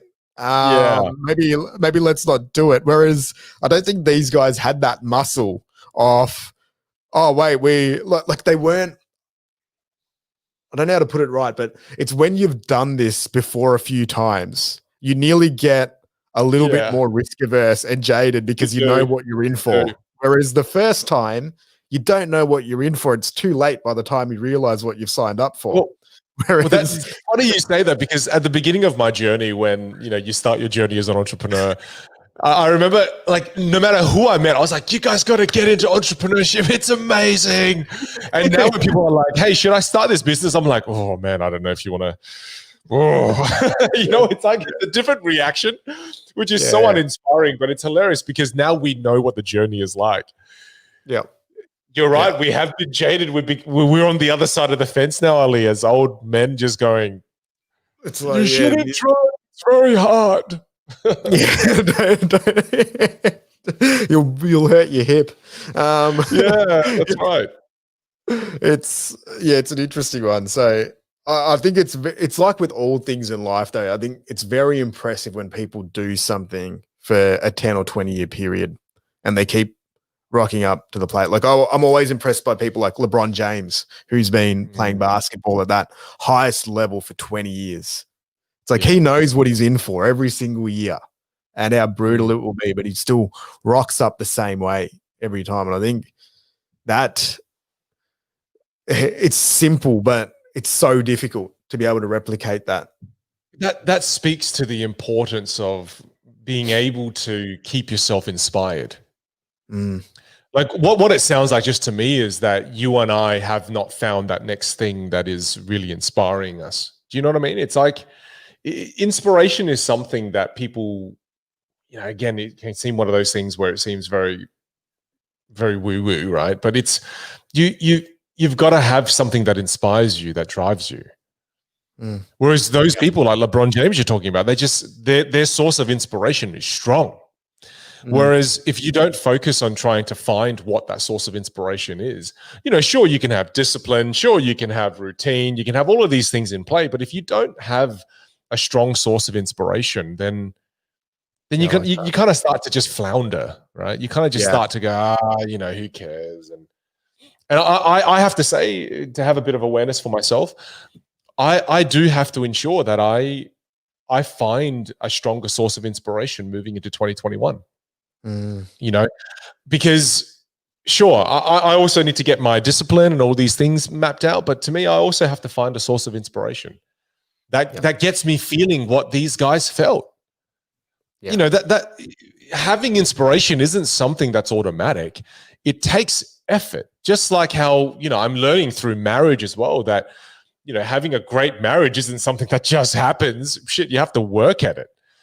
So to me, these are the key areas that, especially for me entrepreneurially, I need to find, I need to tap into a stronger source of inspiration. Yeah, I think it's a really cool point because it's easier when things are new and you're at the start, I feel. It's interesting when you're maybe midway through the journey or 70% through it, is because then you can fall into the trap of always trying to search for something that's going to fill that void of excitement. And like to me, that's what it feels at the moment. It's like it becomes more of a contentment game around really enjoying the journey that's happening rather than then searching all the time for the next thing that's going to get that dopamine hit of entrepreneurship. But who knows? Like I also agree. Like this time of the year, again, going back to that, given that we're doing our Christmas episode, is I always love the end of the year because you get to really finish it off. It feels like it's completing a chapter. And then it's nearly a renewed time to then find that, all right, like really sit down and reflect on what's going to be that inspiration for the next 12 months. And what does that look like? I think that's why the whole New Year's resolution thing is such a big thing. Like people wait until this fresh start of the chapter to be like, oh, well, I'm going to change my life because I've now got this. I've finally taken stock of the thing that I want to change. and I'm going to commit to it. I know but there's as a you there's know- a huge I know there's a huge culture of people out there who say, "Why wait? Do it now." You know, like Yeah. the David Goggins guy. He's just so crazy. Yeah. Can't Yeah, hurt me. yeah. You can't hurt me. You gotta do it now. I'm like, Yeah. well, no, I'll just wait till New Year's, mate. You know, what's wrong with you? You're so angry all the time. That book made me feel so inferior. I'm like, Yeah, I was like, everything is so angry. Everything is so. There's just so much intensity. I just went, yeah. Or you could just have an ice cream and take it easy, and you know, we'll go hard, but we'll also take it easy too. There was definitely a 2-week period where when the lazy part of my brain would come into action, I'd be like, no, Goggins, I could hear his voice in the back of my head, like, just go and do this. Don't put it is off. valuable. It is valuable because yesterday I wasn't going to exercise and then I punished myself for being lazy. Yeah, there you go. Yeah, then so like at 10 o'clock at night, I was on my Peloton bike sweating it out just because I was like, I'm going to punish the lazy version of me. Well, Vin Goggins. Yeah, Vinnegans. Vinnegans. Yeah, I like that. Well, what you said before, I really liked, in that, you see, because I know the danger of entrepreneurship as well is being addicted to those dopamine highs. Like, I bet you that Gabby and Hezi right in here, I bet you that they're now sitting going, oh, I want to experience that. Maybe they're already working on something, but it's like, I bet that they feel that void. I bet because this is the problem of being able to move at such velocity is you want to feel that gravitational force again. You want to feel that force of driving fast again. Mm-hmm. That there's a withdrawal that happens. Mm. And if they're not working on something big again, or maybe they've been able to reach a level of enlightenment that you and I don't know about, but I bet there's that void of going, oh man, I miss those late nights. I miss those waking up in the mornings and, you know, seeing the result of what you did last night. It's just, because I didn't experience what they experienced, right? In terms of, you know, making $1 million overnight. But what I did experience was going to town, working super hard on a Wednesday night, all of Wednesday and a Wednesday night into the early hours of Thursday, and then going to bed. And because I work with clients in the US, when I go to bed is when the US wakes up. To me, one of the most exciting things was when you wake up and then you check your inbox. And then you did, you know, 33 outreaches via a really time-intensive lead generation tactic. And then you wake up the next day and you're like, 2 of them replied. You know, and that was the most exciting thing ever. Like, to me, the most exciting thing was dragging the inbox down and it says downloading 26 emails and then 24 of them are spam and then 2 of them are from your efforts. Yeah. That was the most exciting thing to me. And then I got to a point in my business where you drag it down and, you know, it's like 74 emails. Again, 26 of them are spam, but then there's like 40 opportunities opening up. Yeah. That to me was so exciting. It was just, Well, you're talking about immediate feedback there, right?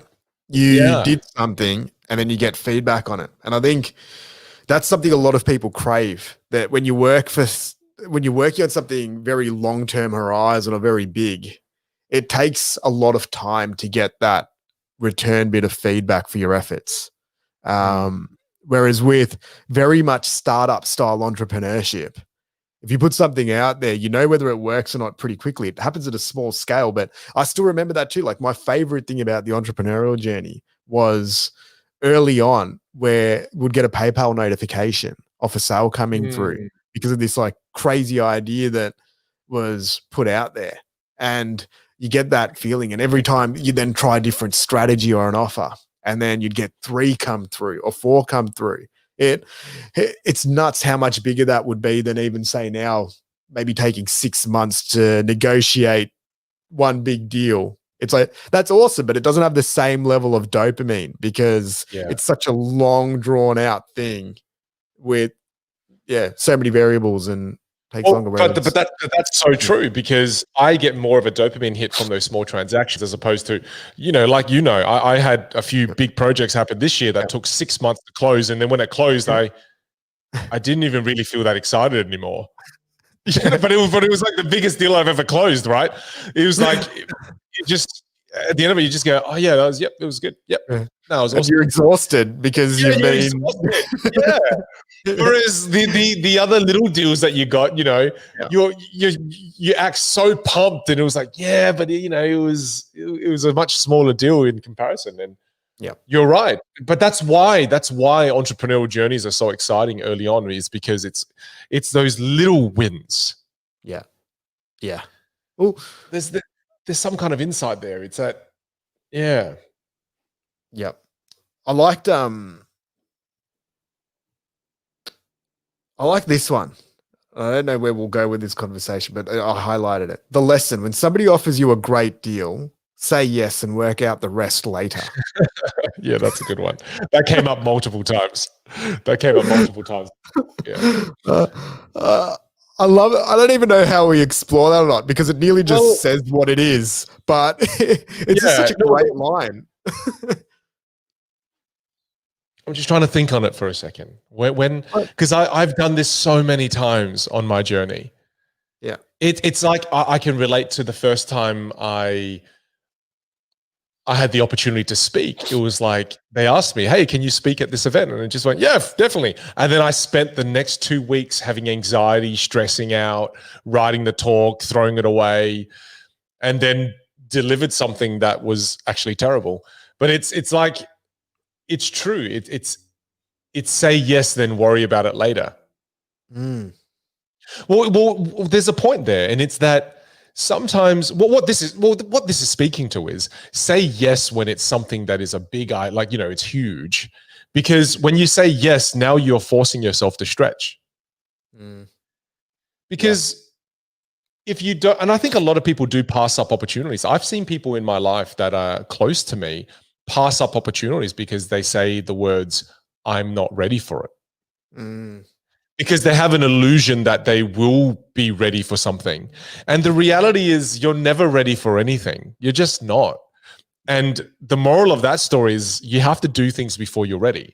There's an undercurrent in that lesson, and it's that, do things before you're ready. Say yes before you're ready. And I think that makes it a very valuable takeaway, because how many people out there are waiting before they're ready, before they write a book? How many people are waiting before they're ready, waiting for them to be ready to start a new career? And I really believe that, because I'm in an industry where everyone who's a keynote speaker writes a book. I really should be writing a book. I really should be doing that process. And it took one of my best mates, Matthew, to go, no, Vin, let's write a book together. And when he said, let's write a book together, I'm like, yes, now we'll do it, because we're doing it together. Yeah. And because I wouldn't do it, because I'm like, I'm not ready. I'm not ready to write a book. I don't have anything to say. Yeah. Whereas you've had 5-6 years where people have been asking you to write a book, and I know, and I just keep saying no. I just go no, because I'm not ready. So to me, I still suffer from this, and I take it away as, do things before you're ready. So you know what? I'm going to just quickly type down for myself, what are the things you're going to do before you're ready? Notes on your own podcast. This is taking notes. 2021. And the question is, what are you going to do before you're ready in 2021? Like, I'm going to go 3 things I'm going to do before I'm ready. 3 things. Oh, that's cool. I like that. And this is an interesting concept, because if you look at a lot of the theory at the moment, there's probably 2 schools of thoughts, especially in the entrepreneurial world. One is, say no to everything first, and then use that as a filtering system to find the real big yeses. And then there's the other thought, which is, say yes to everything, and then filter it out as you then go down that journey. So I look at this one more as, the answer is both. It's nearly like, what's the list of stuff that you need to say yes to where you might not necessarily be ready? And then what's the bit that you need to still say no to free up the space for the items that you've said yes to? And I feel like simplicity is the thing here. Like what you said there, I'm going to have 3 things. Whereas it can get very easy where people just become full no people, where then they end up doing nothing, because it nearly gets too disconnected, or they can become two full yes people where they say yes to everything and it gets really overwhelming. I've become a no man this year. No man. Yeah. But I have. I thought I said nomad. That's right. No, but I think I've been very focused this year and saying no a lot. Mm-hmm. I've said no a lot this year. And yeah, it's interesting to start opening yourself up to more opportunities and start saying yes more. It's an interesting balance, like you said. It's like one is accelerate and one is the brake, right? Yep. You have to know when to accelerate and when to put on the brakes too. Because if you say yes all the time, you just become so scatterbrained. Well, I think what you're showing there is pretty good self-awareness. So it's like, all right, well, I've gone hard on the no, and now you're feeling like I want to try a few new things on the yes side. But the things that I say yes to, I have to keep in mind, and I think most of us have to keep in mind that when you're saying yes again, you're saying yes, but you won't feel ready. Mm. You're just not going to feel ready, and that's okay. You have to remember that being ready it's truly an illusion, and it's something they said in their book too, which I remember. They say that if your idea is perfect and you launched it, it was too late. Mm. It's too late already. Yep. Yeah, it's true. I have that problem. It's such an interesting, again, why it's an art form, right? It's why you say it's such an art form, this game of entrepreneurship. Yeah. Well, what's something that you're going to do, Ali, before you're ready? Something I'm going to do. Do you have something you're going to do before you're ready? On the list at the moment? No, nothing that comes to mind at the moment. Not right now. But I think you speaking about it is, and again, I think I need to question this, because if I look at it, maybe playing it a bit too comfortable at the moment might be the thing that I've got to then explore a little bit more.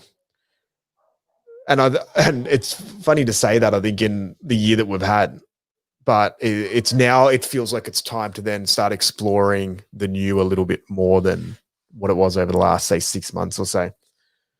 Whereas it's nearly a little bit too content in ways. Okay,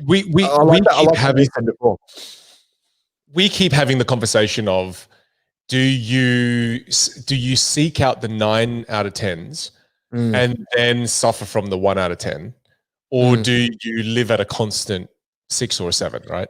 Yeah. What if the answer to that is, in a year we should experience all of it? Yeah, for sure. So aim for the 9 and the 10, suffer through the 1, then come back to a middle of a 6 or a 7, and then coast with a level of 4 or a 5 for a bit. I feel like when you're planning out the year, it should include all of it. I don't feel like it. I like that. I don't think life is simple enough to always just aim for a 5 or a 6, because then that to me is boring. That would be a boring year. To me, you've got to have the peaks, you've got to have the troughs, you've got to have all of it. So I really like what you said then. There was, I can't remember where I read it, but it was an entrepreneur who has, when they set KPIs, they set the other side of the KPI as well. You know, so what that means is, say, for example, if they're setting a gross profit KPI, which is around optimizing operating efficiencies or whatever it might be, they will also then set what's going to be the impact on, say, customer satisfaction, because we're then optimizing. So you have the positive and the negative of that, both sides. Whereas I think when we set goals and KPIs, we only set them on the upside. We don't look at the trade-off or what the alternative impact is going to be. You know, if the goal is to start your business, then you probably need to then set the alternative KPI of reduction in time with family or whatever it is, to then get a clear picture of, all right, well, I'm now getting both sides of it. So I really like what you said there around, it's nearly like you plan the 10s, the 1s, the 3s, the 7s, whereas we only plan the 10s. We do. Or the 8s or whatever it is. We don't really That's plan right. for the other bits that inevitably make up life, which That's right. is a really, really cool concept. Well, it just feels like when you're planning, you need to ensure there are 10s. You need to ensure there are times when it does feel mundane because routine is important, balance is important. You've got to mow the lawn, you've got to wash the car, you've got to do the laundry. There are things that you have to do, because if you're just aiming for 10s, maybe you're just going to be severely disappointed. Or if you're just aiming for 5s and you feel like you're just settling. Yeah. And you know what I realize what this podcast almost is that we're doing in you saying that is that I feel like you and I, we go read a book and then we're trying to update our operating system, which is our heads. And then we jump on and have a conversation with this new patch that we've just applied to our operating system. Yeah. And then through this discussion, we're realizing the things we've learned through reading the book. Does that make sense? Yeah, for sure. It's like this podcast really should be called, it should be just called like a patch update. Yeah. It's like iOS update version. Yeah, it's like it's 9. But that's what I realized, because while you were talking, it just gave me clarity. That's what this is. It's you and I going away, learning from a book, and then coming together, just talking about it, going, what has this patch done for you? What has this patch done for me? Which is really cool. I really like that. Yep. I think it's... I really like it. Going back to, things not ready for. I think I've got a couple of ideas now as we were speaking too. So one that I'm going back. I think the real good question is, what have you been putting off that has been on the list for a while that hasn't been done? That's a good question. And I've had 2 that have, I reckon, been sitting there for a while. One has been doing a 10-day silent meditation retreat. Oh, that frightening, dude. Yeah, it scares the shit out of me. So that would be one that's been on the list. And I've actually 10 days? Yeah. I've booked in for it twice and I've had to bail twice because of travel. Can't you start with like 3 days? Yeah, no, I think just go into 10 is the one, because that's the one that's scary. So that's one that I think I need to do this year coming up. Would be that. And then the other is a proper fitness challenge. I've never given physical fitness the level of exertion where I could say that I've tested myself really high on that scale. Like outside of maybe cold showers and seeing how many push-ups I can do in one breath or something like that. Like nothing serious over a prolonged time that was, over a 30-day, 90-day period where it makes me feel uncomfortable. So maybe those 2 stand out. What about you? Oh, I just still can't shake off that feeling of the 10-day silent thing. That sounds ridiculous. Yeah, it's meant to be a pretty full-on experience. And it sounds frightening. Things I'm not ready for. I think the book is definitely one of them. Mm-hmm.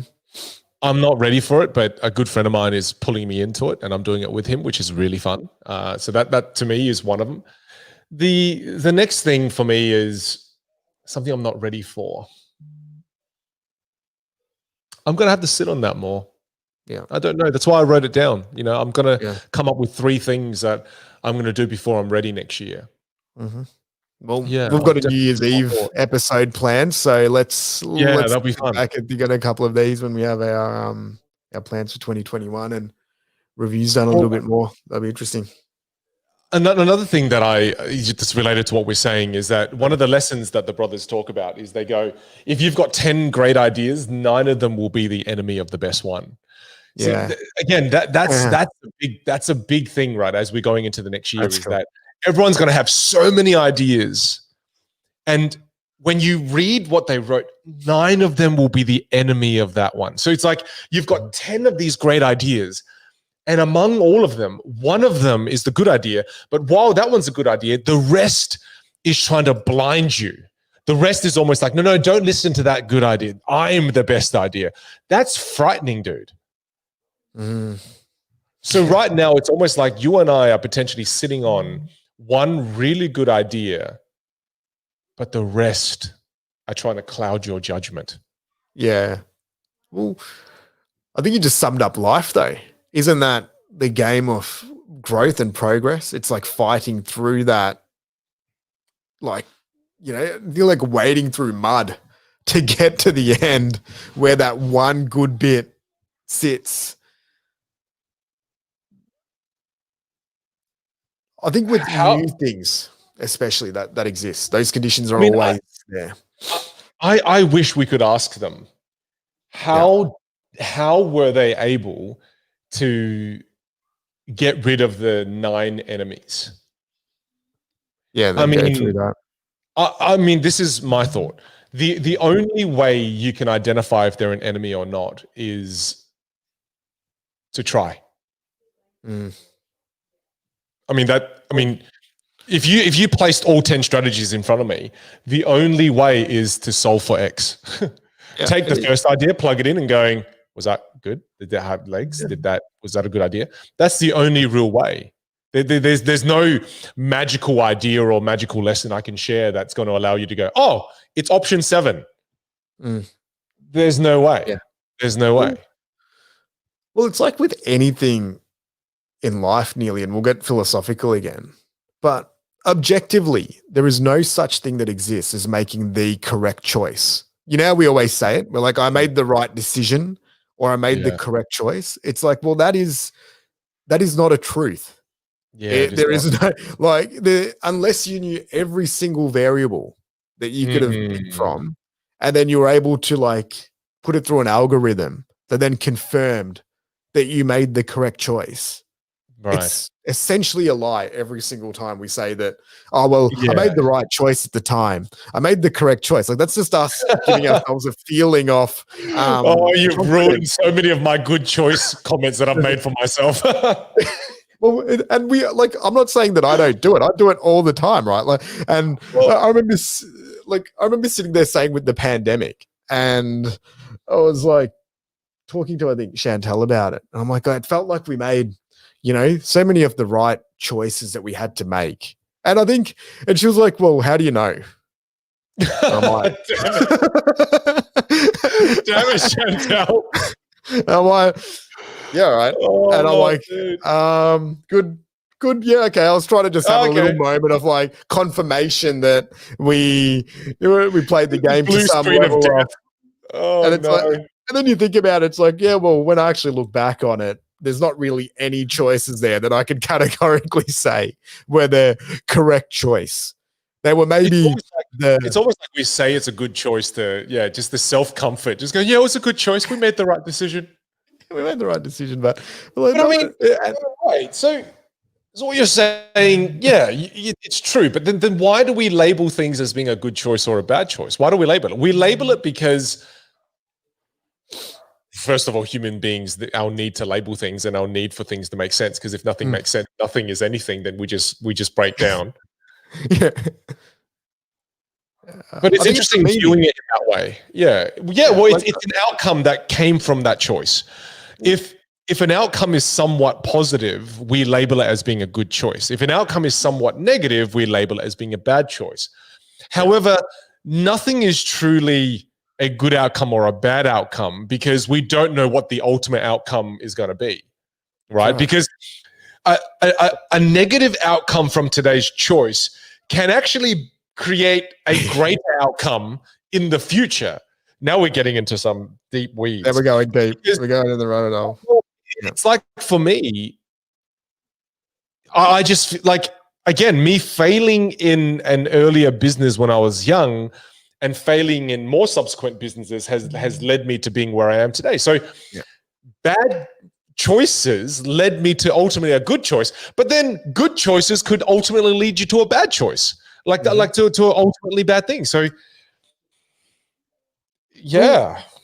here's my solution to it is I just view everything as a good choice. It's just the easiest way to go about it. It's like, because because I think what you've just touched on there is it's about nearly emotional narrative and meaning. We're trying to make sense of this story.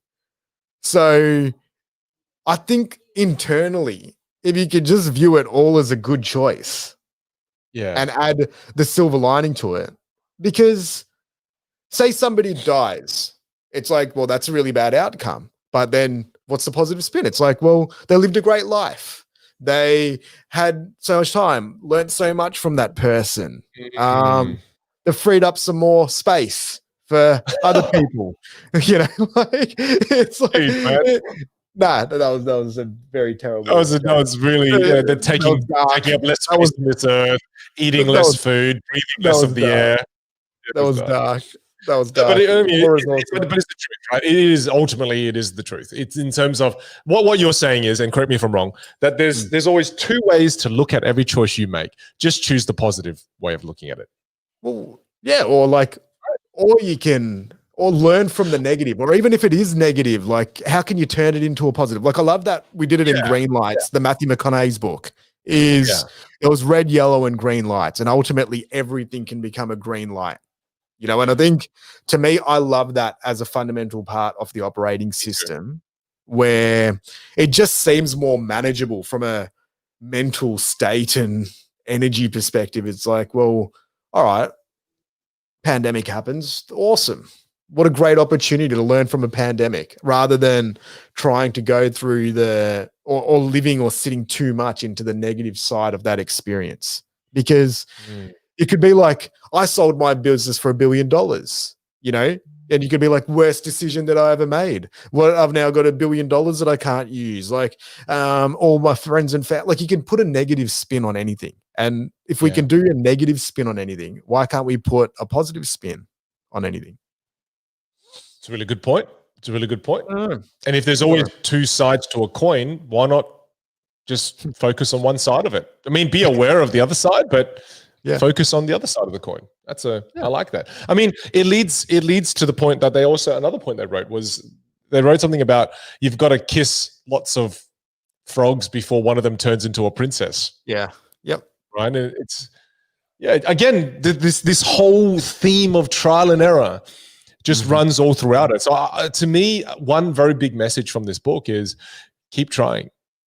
What these boys are telling us is, what these brothers are telling us is just keep trying.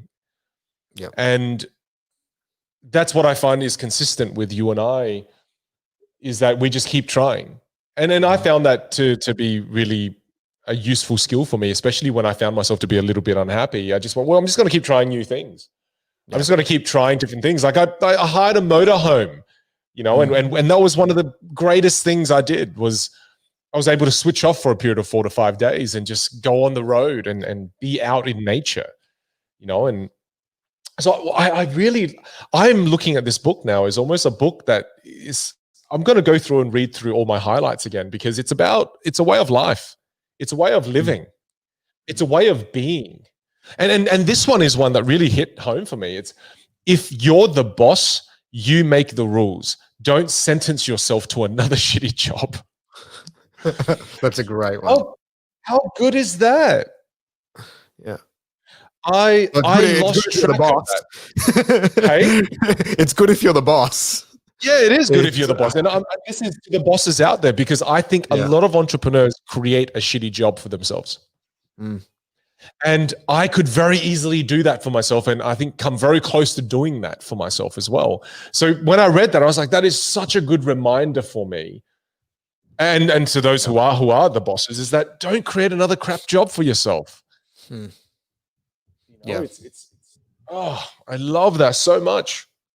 Yeah, it's nearly going back to that saying of like, entrepreneurs will work 24 hours a day just for the freedom of not working for somebody else. And I think that's something that happens where, that's a really interesting concept, I think, especially when leading teams, because a lot of people that go down the route of entrepreneurship, it's to design their own world and their own vision and to then see that happen. But it's very interesting because, say, for example, a big driver for many is to get life flexibility, right? Like you create your own ecosystem. Like you look at so many of the recent entrepreneurs in the past 5-10 years, it's escape the corporate job to then go do something that they're passionate about and to work within. But it's very, I think, difficult as a leader to sit there, because I think deep down, there's a lot of that thing when you're leading a team or you own a business or whatever it might look like, where this is going to be around my lifestyle. I'll set the rules, but it's hard to make that work in practice because if you're a relatively small team, it does have a negative impact if you've got one person living by the rules that they've set. But then for the business to operate, it requires a completely different set of rules. And finding that balance and finding the right people to make that work so it doesn't then have a negative impact is, I think, something very interesting. And I haven't seen it done successfully too many times. And even if you look at these guys, I would nearly call them out on that one where I don't think, I think they set the rules, but they were the ones that drove the rules of extreme work ethic. Like if you look at the stories in there, like there's a story I think of when Natty became the CEO, and rather than getting somebody in to build the sign, like he painted the sign. Now, to me, that seems like that's culturally aligned with what Gabby and Hezi would have done. You know, so having that mentality of we'll just do whatever it takes to get it done. Where theirs doesn't feel like a story where they were the owners and they just put in the team and then let it happen that way. It was more like, I think they say it in another part of the book, is that they were the ones there on weekends. And I think that's something that I've learned a little bit more over the journey as well. It's if you're in the business as an owner, say in any sort of day-to-day role, unless you completely detach yourself as that owner and you put in a management team or whatever it looks like, I don't think you can have separate rules where you play it one way and then the team plays it another way. I haven't seen it done successfully yet.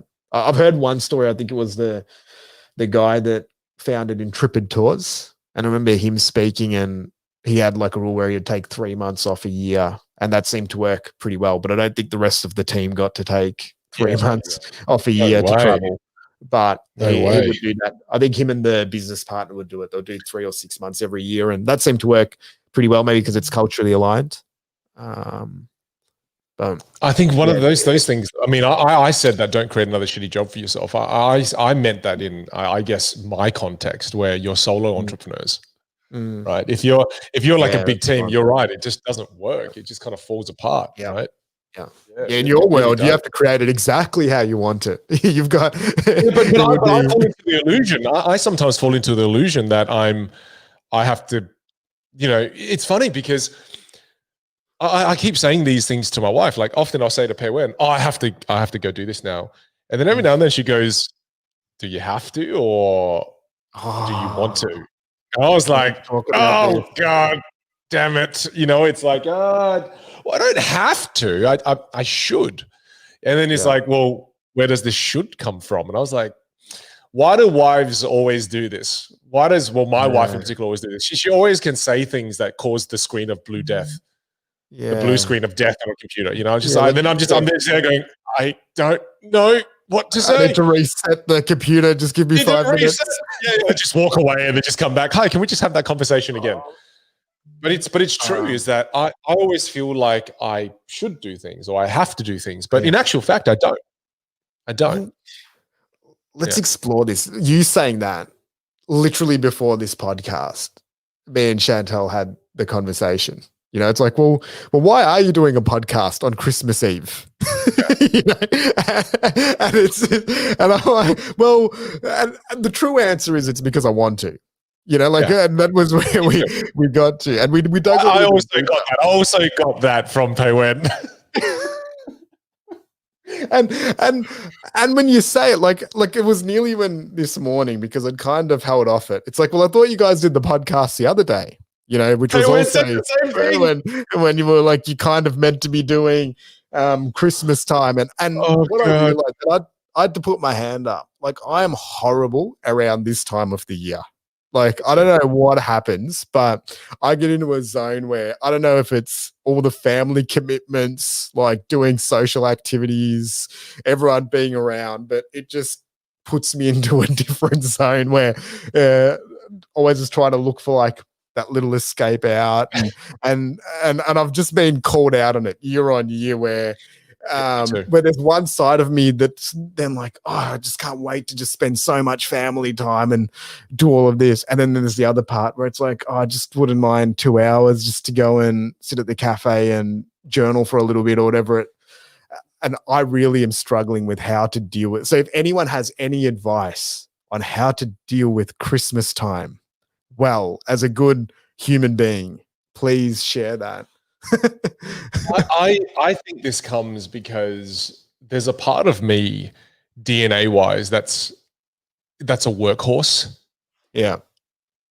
And when you tell a workhorse to enjoy and indulge in the festive season, it freaks workhorses out. Unplug, relax.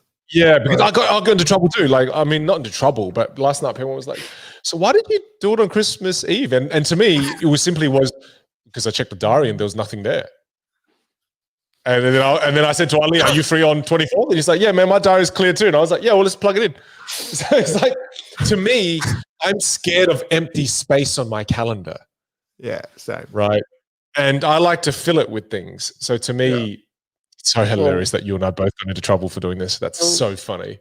I made the mistake of, I'm like nearly saying, well, what else did we have planned? Yeah, that's right. The same thing.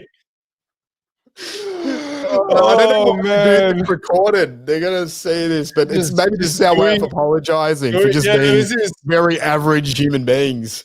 And oh gosh, it's like how not to be husbands. It's hilarious. Well, let's talk about this in a way that hopefully will be fruitful, right? In that, why do you feel? Well, we got onto this because we were saying things you feel like you have to do, but in actual fact, you don't have to do them. I'm going to write another question down for myself. This is great, man. Thanks for helping me do my yearly review. What are things you feel you have to do? And do you really have to do them? Yeah, I'm going to assess. I'm going to assess all the things in my life that I feel I have to do. And then I'm really going to analyze it together with my wife as well. That do we really have to do these things? Is that a have to, or is that a you? Like, I'm going to address that. I'm going to check that out. Yeah, I'm going to check it out. I like this. This is controversial, right? But why do we only do family things around this time of the year? Why doesn't this happen in like August, September, July, where there's like this extravagant celebration? Why don't we show Why don't we show gratitude through presents at other times during the year? Why don't we do that? Why are we buying 80% of the gifts that we're going to buy for each other? That's a good point. And why is it that we only gather with the people we love most in our lives during this time? You're helping me figure it out, because this feels like one of these things that is a norm. And I get in trouble potentially if you question the norms. Like, to me, it feels like we're riding. Maybe it's the immature, rebellious, break the rules side of it. Where, but here's the thing: it almost feels like you are. It's okay to not do family things all throughout the year, then you just make up for it right at the end. Yeah. Yeah. And if you don't do it perfectly, then it's like a check mark against it. Well, because it only happens once a year. So if it only happens once a year, so if you don't do it right, then it's true. There's a lot of pressure riding on it. There's heaps of pressure on it. And it's like, all right, well, and how do you then get the clarity? Like, what's the correct amount of energy, bandwidth, time that then ticks that box that did Christmas well? It's a bit like, I go back to the marriage construct. It feels, and again, controversial slightly, but it's like this whole thing around how you have this, like, people when they're dating and they're engaged, like the relationship traditionally has this level of like freedom and autonomy and fluidity. And then the marriage happens and then the contract's signed. And then it's like, well, now we can say whatever we want to each other. We can behave like this. It's locked in as a long-term, somewhere between 30 and 90-year-old a 90-year agreement, depending on how long Elon Musk can figure out for us to live. But it's this concept of like structure, right?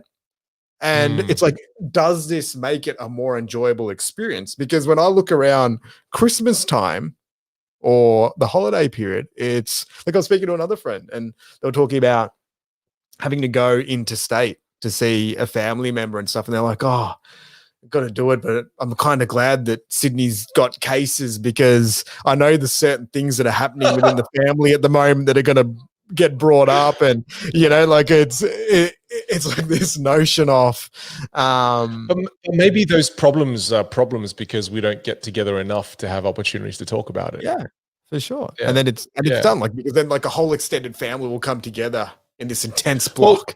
And see, that's the thing. Like, that's the thing that I've been able to do well with my family is that my family and I, and almost like you and I, Ali, isn't this weird, right? That you and I just last call said, hey man, we should actually set up like a 1 or 2 hour call once a week between us. We haven't been doing it. And we were like, hey, let's create those windows for connection.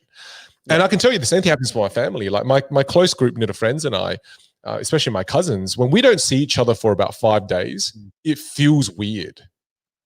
Yeah. So like we'll go out of our ways after that just to come have dinner together because we're like, oh, we miss you guys so much, you know. So to me, it's you're right. It's important for us to question the norm. You take entrepreneurship and apply it to life. All right. Here's the thing that stands out. Yeah, we kind of know where we're at with this. How do we make it so it's optimal? Like, because then that's where my head went to, because when we finished our conversation, I made kind of like the internal commitment. It's like, all right, as soon as this podcast is done, I am actively going to be the best that I could be for the next few days in light of that. But I still don't have the clarity around, all right, what does that then mean?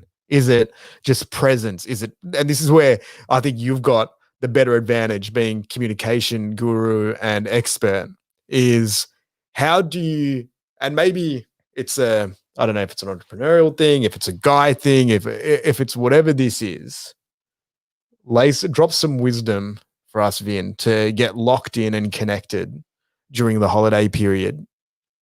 Because ultimately my goal is to make this period of time really enjoyable for those around me. But I'm not sure whether from an action perspective, if I'm doing that to the level that I should be doing it. I feel like for me, and this isn't for everyone, but I feel like for me, it's going to be a complete, first of all, unplug from this. It has to be a complete disconnect from this. Has to be. Like I want over the next week with my family to keep that down to almost zero if I can. So get rid of that is the first step for me, because then it will allow me to be fully, and this is going to sound so trite and gross, but it's really about being present. That's what it is for me. It's for me not to think about work. My thoughts need to be about my family and myself. That's where my headspace needs to live. Yep. And I can't think of another word besides from being present. Yep. Do you have any like Christmas is all about presence? Yeah, it's about presence at the fundamental level as well. Really Do you have any tips like around from an energy or communication standpoint? Because I know that's stuff that I was thinking about, where like, is there a mindset shift as well that's required? There is. Well, for me, there is. But this is for me throughout the year. And it's that when you communicate, you can either communicate with energy or without energy. You can either communicate with emotion or without emotion. You can communicate, with enthusiasm or without enthusiasm. And I think often when people think of generosity during this time, they think of generosity in terms of presence, and they think of generosity sometimes with time, the amount of time I spend with people. But people don't think about generosity in terms of energy. And I think during this period, and for me, this is what I believe every time you communicate, is give that communication emotional energy. and give it energy, vibrance. Be generous in that sense too. Be generous with the way you communicate. And use your voice to actually spread joy. Use your voice to spread cheer. It's something I feel we forget about. Yesterday, I went to pour petrol with my dad, and I just had this petrol person, this gas attendant, petrol person. But the way they said Merry Christmas to me was beautiful. It wasn't, most people when they serve you just go, oh yeah, Merry Christmas. Whereas this person was like, hey, and have a Merry Christmas. It was really kind of loud and crazy. And I went, oh, wow, man, that's awesome. I was like, yeah, and Merry Christmas to you too. Wow, that was such a beautiful way of saying it. Whereas I think it's so easy during this time to get locked in the way we communicate. Oh, I'm obliged to talk to people. Okay, so yeah, how's the kids? How's the family? Be present, and I think give generosity with the way you're talking. Be generous with the way you're talking. Infuse the way you communicate. Infuse it with just give it energy. Don't be so lazy with it. Yeah. Well, it's like this is nearly a practice to me, it feels like. Like if I look at it, it's something that nearly becomes like a behavior. It's a behavior change, a habit change. We've spoken about it. I know you speak about it when you do your course, where you're like, well, we go to work and we give this level of where we're at. Even with this podcast, for example, Chantel listens to every episode of this because she gets to see a side of us in this zone, which is pretty cool. And like, even from a connection standpoint, sometimes she'll be like, well, get to connect with you differently through the podcast than what we would on a day-to-day basis. Like wouldn't be talking about these things, or we wouldn't be talking about that because life's happening during that period. And I remember you really highlighting this to me a few years ago, where it was, well, why do we give this level when we're in our work life? But then like my default nearly became, all right, well, I've got to finish off the work. You have to do this, this, and this. I've got 8 things on the to-do list. I've got to get then gifts. I've got to wrap them up. I've got all these bits and pieces. But in doing that, the actual most important part of being connected is then not happening, which I'm glad we discussed this live. So at least the notion there that it wants to change and that it's something that's acknowledged, I think is always the first step. Then it's about execution, right? Well, I mean, I think we all suffer from this. Even I do too. There are times when I forget that I can give with the way that I communicate. You can give. I mean, when people say someone is caring, when people say someone is kind or compassionate or loving, they're talking about the way in which you just said the things you've said. Did it sound loving? Did it sound compassionate? Did it sound kind? And again, I just can't get over how the person said Merry Christmas. I've never had anyone say Merry Christmas to me like that. It was like he's like that man thought he was Santa Claus, and it was freaking awesome. And it immediately gave me this jolt of joy. So I think during this time of the year, we all have the capacity to be generous with presents. We have the capacity to be generous with the time we spend with our families, but let's also be generous with the way we use our voice. Let's be generous with the energy that we give each other. And let's be generous to not only our family members, but whoever we come in contact with, whoever you come into contact with during this time. Be generous with the energy you can give them in the 3 seconds you have when you say thank you. And in the way you say Merry Christmas, in the way you say Happy New Year, say it in a way that will give them some life and give them some joy. I really like that. That's my note that I'll be writing down, mental note of the next, especially this, I guess, holiday period, is going in there. And I think it's a cool thing to review. Like, how often do we review where we ranked personally on levels of generosity, call it like heart connection, joy, making people laugh, lighting people up? Like, I think that's a cool KPI for next year too, is those moments where Like, Well, I was just going to say it's one thing. It's one thing that these guys talk about. Hezi and Gabby is that they say being funny is a very important skill set.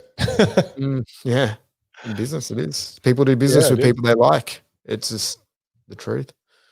But I like that you are thinking about tracking that. Yeah, I want a report. I'm going to give Chantel, like, I want a rating at the end of today and tomorrow, of how it's stacked up. The goal will be to get a 8 out of 10 or above. I'm feeling like naturally I'd get about a 5. So I think gamifying even this, why not? But that's a really good point. That's inspired me to want to be better during this period as well. Yeah. And You're for like, me, you're going to be a 10. No, but I know that for me being a 9 or a 10 to my family is for me to completely get away from this. That's cool. I think it's a great move. I think we all have, whereas I use my voice, Ali, like, I don't have the problem of being lazy with my voice, but to me, I think we all have demons that rob us of being able to bring happiness to those that we love, whether it's your customers or your family. And I think having more self-awareness as to what's causing you to be a 5 is really important right now on Christmas Eve. And it's funny we're talking about that as we're doing a podcast and not being with our families. That's hilarious. but at least doing this is helping us being more aware of what we need to do less of. We're planning it. We're planning it. We're planning it. But to me, if you can become aware of what's robbing you of being present, what's robbing you of doing the things that you should be doing. Because that's the thing. Here's the reality, right? We learned this in Brene Brown's podcast. It's not that people don't know how to be better husbands or better wives or to be better children, to be their parents or to be better entrepreneurs. It's not that we don't know how to do those things. The how is easy. Just go to Google, find out. It's very fast. I don't think it's a lack of the know-how or the knowledge. It's the things that get in the way of the how. It's what's getting in the way of that. And to me, one of the things that gets in the way of the how is this. So you almost have to think to yourself too, Ali, what's getting in the way of you giving more of yourself? And it could be like what you said. Maybe it's a health thing. Maybe it's an energy management thing. Maybe it's one of those things that you didn't think of. So I think what this book has taught me, so as we sum up, is that I have been treating my personal life different, and I've been treating entrepreneurship different. What Gabby and Hezi have really highlighted for me, maybe unintentionally, is that this game that I'm good at, entrepreneurship, I can apply some of the rules that I've learned in this game into my life. And there's a lot that I can benefit from gamifying almost my personal life and applying the skills that I have in entrepreneurship into my personal life. I really like that. It's funny. I've had this skill all along, but I've just never really applied it to my own personal life. I think it's a beautiful knowledge bomb to What wrap it up. What about for you? What about for you? The bit that stood out for me is, if people are looking at exploring this game of entrepreneurship or this art form, is I think stories like this, how these guys have documented and shared this so generously, are really important, because I think there's a lot of people that can resonate to this story and potentially use it as a framework to then replicate it. And I look at my deeper understanding, which was the unintentional outcome of this was, and we spoke about this briefly the other day, it was getting back to curiosity. Like we talked about, even you talking about the 7s and all of that. I think if I look at 2021, is I want to really tap that curious part of this game and life, like really getting time and space to find things that I'm curious about that have that. And when I talk about curiosity, it's things that I want to learn about a little bit more, and I think that's been a real theme even in this session that we've been discussing, is those things that we're not ready about, the things that we've been putting off for a while, the things that we're interested in, new passions, and nearly rewriting the next chapter from a very fresh start in many ways. Yeah. So that would be mine. And then just the tip for people that are maybe looking at the game of entrepreneurship, it's do what Hezi did. Like start small. Just take the action, give it a crack. Like that line around what was it? The midnight line, like starting having the idea at midnight, launching by midday. Executing. Like just take the action, give it a crack. Like, and it's such a perfect time of the year to do it. So I think the way that I want to sum that up for myself is, if you want to play the entrepreneurship game, keep trying to solve for X and don't stop trying to solve for X. And then you'll gradually be able to solve for X.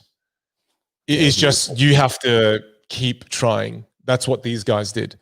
They had an idea for what X could be by midnight, and then they plugged it into the formula by noon. And then they checked if it worked. If it didn't, the next evening, they try a different variable. They try a different number again. They solve for X. So to me, this is a great success story of brothers who continually tried to solve for X to the point where they achieved massive success. And hey, cheers to these boys for building something they've built, because as with everything in entrepreneurship, it started with an idea. Isn't that crazy? Yeah. Isn't that crazy? All started with an idea. Wow. Look at this. Look how serendipitous that is. And I'm up to the page on the book right now where I took notes, where the word there literally is idea. Oh, yeah. There you go. Magic. Perfect way. But look, we do have to get back to our families. Merry Christmas, everyone. I think during this period, if I had to say anything, this is me keeping myself accountable. I'm not going to be on this. I'm going to be with my family. And I wish you all a Merry Christmas, and we'll wait to wish you Happy New Year next. Any final words from you, Ali? You have summed it up perfectly, my man. Let's get to it. Time to be Merry human. Christmas, everyone. Merry Christmas. See you in the next one.